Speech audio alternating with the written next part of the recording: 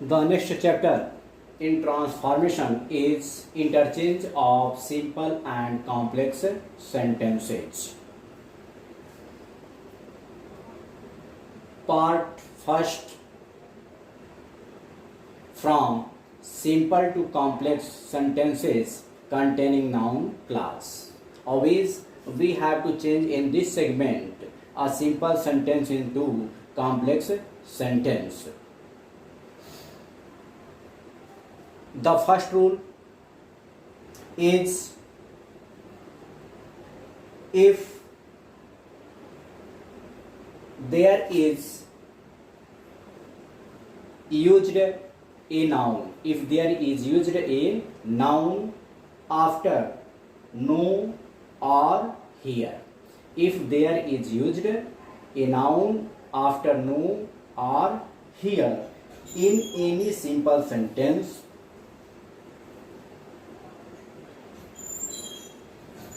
during the change of complex sentence, after writing subject and no, I mean to say that no or here is used after subject, and then by using what,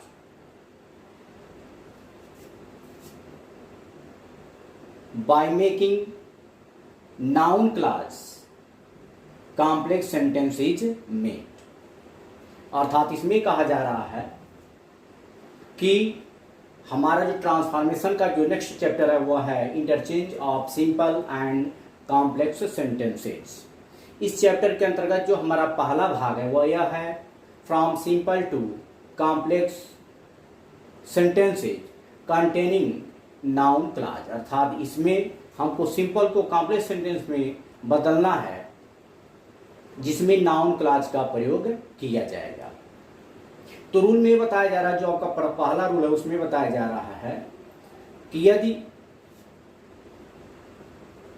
no या here के बाद, यदि no या here के बाद noun का प्रयोग किया गया है किसी सिंपल सेंटेंस में, तो कॉम्प्लेक्स सेंटेंस बनाते समय सब्जेक्ट के बाद नो या हियर लिखने के बाद व्हाट का प्रयोग करते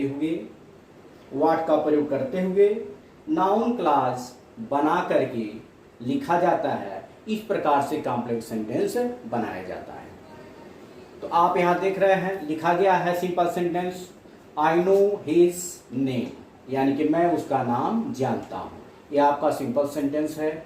और आप देख रहे हैं hear has been used no, और यही बात कही जा रही है यदि नो के बाद नाउन का प्रयोग किया गया किसी सिंपल सेंटेंस में, तो सब्जेक्ट और इस नो को लिखने के बाद व्हाट का प्रयोग करेंगे और उसके बाद जो नाउन है इस नाउन को हम नाउन क्लाज में परिवर्तित करेंगे इस तरह से, और इस तरह से कॉम्प्लेक्स सेंटेंस बनाएंगे।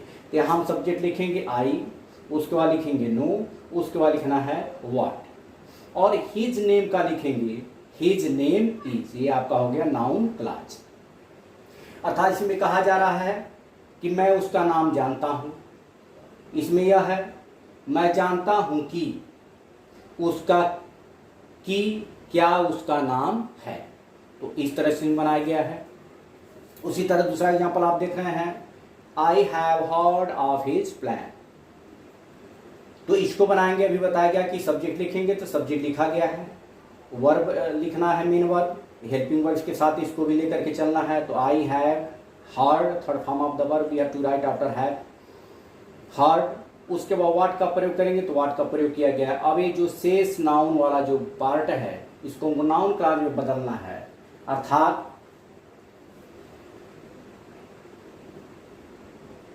हिज प्लान इज हो जाएगा। यहां कहने का मतलब है मैंने उसकी योजना के बारे में सुना है, और यहां है मैंने सुना है कि क्या उसकी योजना है। तो इस तरह से हम सिंपल सेंटेंस को कॉम्प्लेक्स में बदलेंगे। ये रहा हमारा first rule. Rule number 2,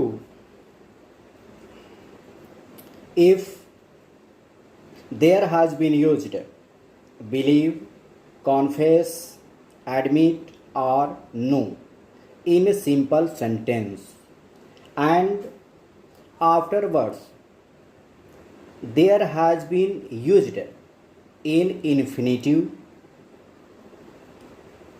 complex sentence is made by writing believe, confess, admit or know after subject and writing that verb is written after subject। अर्थात इस रूल में यह बताया जा रहा है कि यदि किसी सिंपल सेंटेंस में बिलीव, कॉन्फेस, एडमिट, नो का प्रयोग है, तो आप यहाँ देख रहे हैं एडमिट, बिलीव का प्रयोग किया गया है किसी सिंपल सेंटेंस में, और उसके बाद यदि कोई इन्फिनिटिव का प्रयोग है, आप यहाँ देख रहे हैं इन्फिनिटिव का प्रयोग किया गया है, टू बी गिल्टी, यहाँ देख रहे हैं टू बी रिच, तो यदि इनके बाद इन्फिनिटिव का प्रयोग किया गया है तो कॉम्प्लेक्स सेंटेंस बनाते समय सब्जेक्ट के बाद एडमिट, बिलीव, कॉन्फेस या नो, इसमें से जो भी शब्द आया है उसको सब्जेक्ट के बाद हम लिखते हैं, और लिखने के बाद दैट लिखते हुए सब्जेक्ट के बाद, अर्थात इस सब्जेक्ट को हम लेंगे, सब्जेक्ट के बाद वर्ब का प्रयोग किया जाता है, तो यहां देख रहे हैं वर्ब का प्रयोग किया गया है। तो इस तरह से सिंपल का कॉम्प्लेक्स बनेगा I admit that I am guilty, और ऊपर का था I admit to be guilty, यानी कि मैं दोषी होना स्वीकार करता हूं, और इसमें कहा गया है मैं स्वीकार करता हूं कि मैं दोषी हूं। तो इस तरह से इसमें हम बनाते हैं। उसी तरह आप दूसरा सिंपल सेंटेंस देख रहे हैं, I believe him to be rich, I believe him to be rich, तो सब्जेक्ट के बाद हमको बिलीव का प्रयोग करना है, यदि एडमिट रहता तो एडमिट का प्रयोग करते, कॉन्फेस रहता तो कॉन्फेस का प्रयोग करते, यदि नो रहता तो नो का प्रयोग करते। इतना करने के बाद दैट लिखते हुए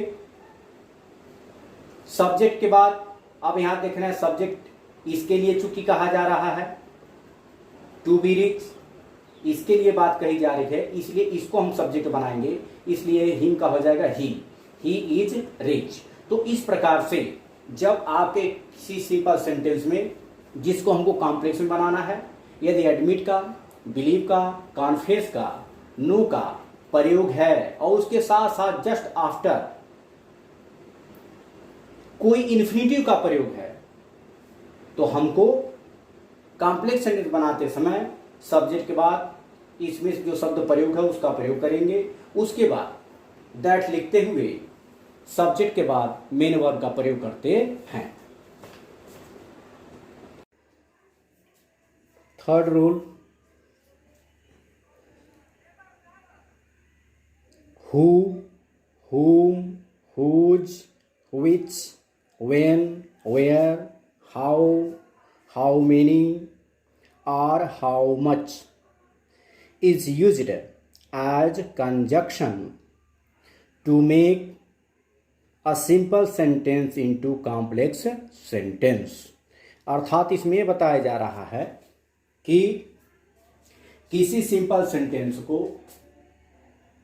कॉम्प्लेक्स में परिवर्तित करने के लिए who, whom, whose, which, when, where, how या हाउ मेनी या हाउ मच का प्रयोग कंजक्शन के रूप में किया जाता है। तो आप यहां देख रहे हैं लिखा गया simple sentence, listen to your teacher, इसका कॉम्प्लेक्स बनाए तो लिखेंगे listen to what your teacher says. तो यहाँ पे देख रहे हैं व्हाट का प्रयोग किया गया है। तो सिंपल से कॉम्प्लेक्स बनाने के लिए ये जो हमारे इंट्रोगेटिव वर्ड्स होते हैं कभी कभी इनका प्रयोग कंजक्शन के रूप में किया जाता है। तो वही यहाँ बताया जा रहा है जो आपका कॉम्प्लेक्स सेंटेंस होगा, listen to what your teacher says. उसके बाद अगला सिंपल है, this is my home. This is my home. Complex में लिखेंगे this is where I live. This is where I live. उसी तरह जैसे है, ask me about his residence. Ask him about his residence. इसका हम कॉम्प्लेक्स बनाएंगे ठीक इसी तरह से। तो हो जाएगा ask him where his residence is. उसी तरह अगला देख सकते हैं आप, tell me the time of his coming. इसको बनाएंगे कॉम्प्लेक्स हो जाएगा tell me when he comes. इस तरह से आप बनाएंगे इन क्वेश्चन वर्ड्स का प्रयोग करते हुए कंजक्शन के रूप में फ्रॉम सिंपल टू कॉम्प्लेक्स।